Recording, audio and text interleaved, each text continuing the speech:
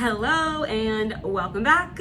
Today we are going to be talking about how you might be wasting your precious, valuable time on toxic relationships that are taking over your life when in reality you could be making good, genuine, healthy friendships. So let's get right into it. We all know we only have the same 24 hours in the day, the same 24 hours that everybody else has, and the same 24 hours every single day. That's all you get. You get 24 hours. And that goes for all resources, by the way. Time, money, energy, and attention. These are, I'll say it again, so precious and so valuable.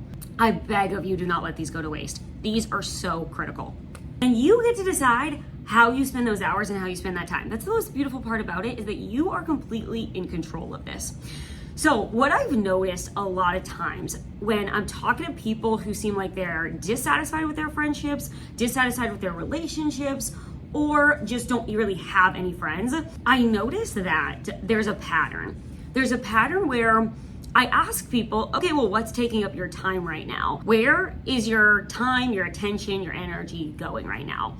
And they will tell me, well, I spend a lot of time with my family. Well, I spend a lot of time at work. I spend a lot of time alone. The biggest thing here is that they do have active relationships in their life, and moreover, relationships that take up their headspace, relationships that are kind of maybe bugging them, maybe getting to them, and having a general effect on their mood day to day. But those relationships that are taking up their space, because we all only have a limited amount of time to allocate to relationships specifically. We all have jobs to work. We all have hobbies to engage in. We all have to get 8 hours of sleep every day. We all have to exercise at least a few times a week.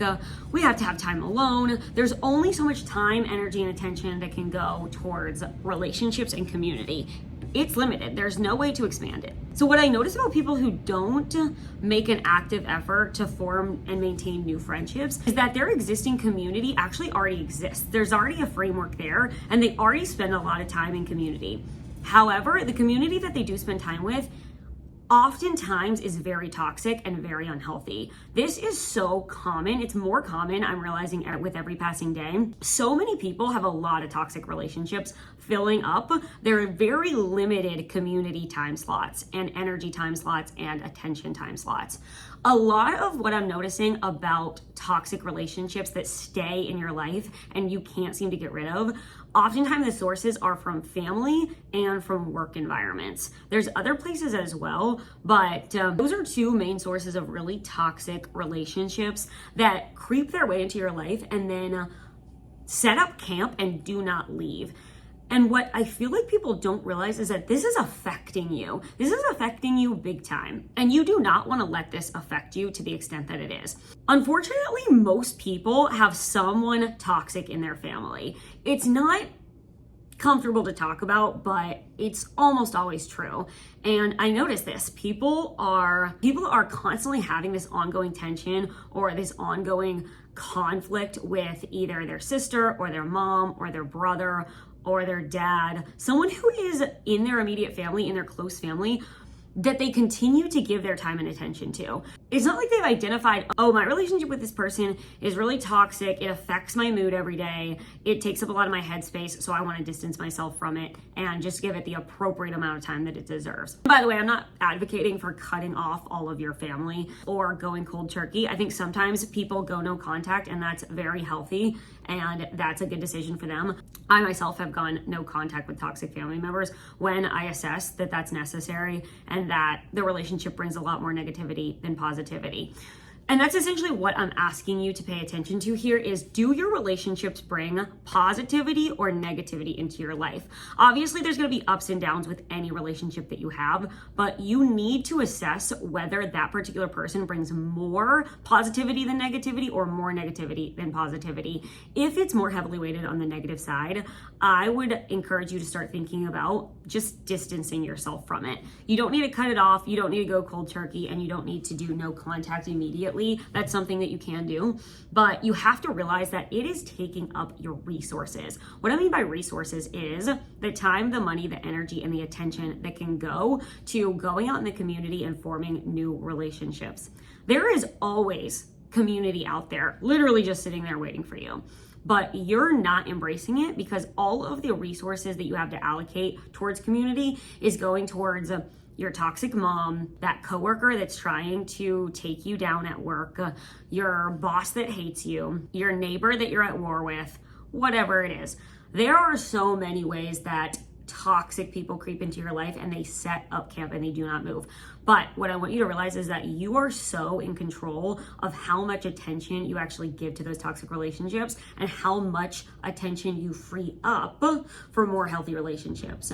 You have the control over what you pursue. You can choose to only pay attention to things that bring you positivity and to distance yourself from things that bring negativity. And I think people get this twisted because there's obviously a cultural norm around being there for family. And we kind of have this family first culture. And I'm not against that. I think family is obviously a beautiful thing. If you have healthy family dynamics, family is amazing and wonderful and fantastic. A lot of the reason that I care so much about friendships is because I don't have a lot of the typical family dynamics, particularly in my immediate family, that most people have. So I've had to lean on friendships for basically my entire life. And that's been super helpful for me. But a lot of people have really healthy families, but even in that case, there is still a degree of control that you should be exercising in order to maintain balance. And then if the source of your toxic relationships is actually your work environment,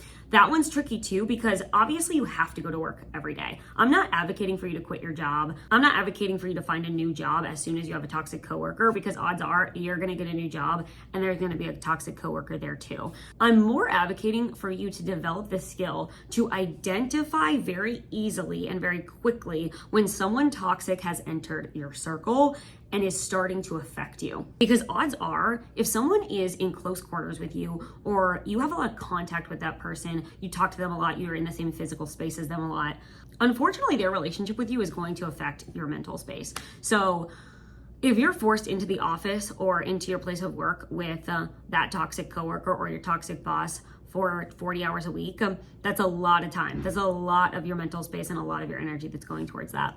But I would encourage you, when you're inside that space, learn how to handle that toxic person appropriately. That's a completely different video that probably wouldn't even be on my channel, but I know there's a ton of channels for dealing with toxic people appropriately.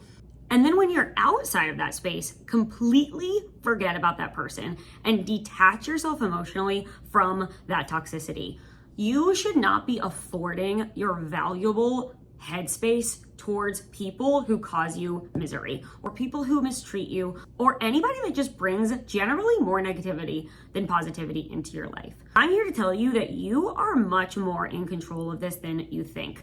What I notice as a pattern when people expend a lot of their energy focusing on very negative relationships in their life is that they think because they're forced into an environment with that person, whether it's family, whether it's work, neighborhood, whatever, they believe that they have such a lack of control over this situation.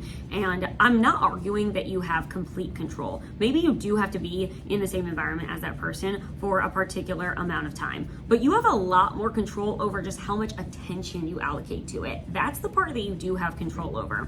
For example, I've faced many toxic relationships in my work environment and in my family environment and still maintained a very happy and healthy personal life, even a happy, healthy work life / family life when I am in those environments, because again, it's about learning to deal with those people appropriately. It's about recognizing what behaviors and what treatment you're willing to tolerate and which ones you're not and how you're gonna respond. That's while you're forced to be around these people. And when you're not around these people, not giving them any of your attention. Take your attention away, because what you give your attention to will grow. I say this all the time. I think it's one of the most important things that nobody teaches you. What you give your attention to will grow. So once you start doing this, once you take control over your time and your energy and your relationships, and you start freeing up some of your headspace and some of your resources by distancing yourself from some of these more toxic presences in your life, what you'll begin to realize is that you have freed up a lot of your resources. You've freed up your time. You've freed up your energy. You don't know exactly where to put your focus, where you put your attention. And that is the exact attention and focus that I want you to redirect into going out into the community and being more intentional about the relationships that you're actually giving your attention to. Because like I said before, there are healthy, happy relationships waiting out there for you. They are literally just out there in the community. That's what community is all about. The people are there. Any happy, healthy, well-rounded person also wants happy and healthy relationships. So most people that you're looking to be friends with are also probably looking for the same thing, as long as you can offer exactly what you're asking for. But you will only make room in your life for this if you control the amount of time and attention that you're giving to toxic relationships. I can't tell you how many times I've listened to one of my friends or somebody in my community go on and on about their toxic family member or their toxic coworker. They will dwell on it. They have so much to say about it. They have so many complaints, and they almost always have no action towards solving the problem. They often want to talk about the problem a lot, but they're not really looking to solve the problem. And that's fine.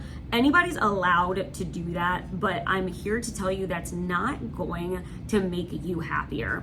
And complaining about somebody toxic in your life while not actually doing anything about it is not teaching that person any sort of lesson. In fact, by continuing to give them access to you, it is teaching them and reinforcing with them that that behavior is completely okay. So what I want you to do is assess which of my relationships are actually positive and actually bring me joy, which of them bring me a little less joy, and how can I adjust my schedule and my attention to accommodate for that. You will notice you have a lot more free time. That's a beautiful thing, because you can take all that time, all that energy, and you can think about, what do I really want in my community? And you can start to put together a plan as to how to obtain that. You can start putting yourself in some different environments. You can start introducing yourself to more people. You can watch more videos on my channel about how to form and maintain healthy and happy friendships. There are a million ways to go about this, but the point of this video, and what I want you to take away from this video in particular, is you are in control of how much attention you give to these toxic relationships. And furthermore, there are so many non-toxic and healthy and beneficial relationships out there waiting for you. You're simply refusing to go and grab them.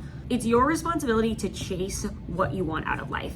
Healthy and happy friendships are not going to show up at your door, knock on your door and say, hey, let me into your life. I'm going to stick around for a while. You have to chase it. You have to go after it. And the reason that you're not is because your time and your energy for community is already accounted for, but it's accounted for with these toxic relationships that you keep letting into your life.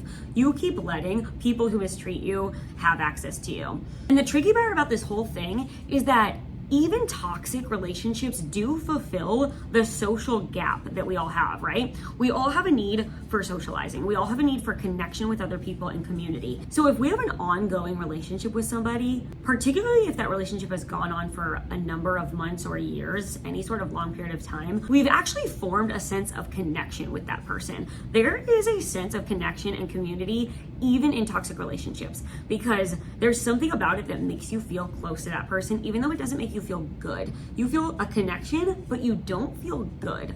And what you're looking for is a connection with the people around you that lifts you up and encourages you and makes you a better version of yourself. So assess whether the relationships that you're giving your time and attention to are making you a better version of yourself or taking you down a path that you really don't want to go. Do you like how you feel after you spend time with that person? Or are you kind of down in the dumps every single time that you talk to them? This is so important. The people around you will affect the way you feel. How you feel will affect how you behave, and how you behave affects who you become. Control your community and who you're giving your attention to. Free up some time and space in your life to give it to people who are making you feel good, who are encouraging you, and who put in the effort that you put into. I could talk for hours about this. I have a lot of personal experience with distancing myself from toxic family members, toxic coworkers, and being adamant about having a healthy and happy personal life and personal relationships. And I encourage you to do the same. So I hope all of your conversations are better.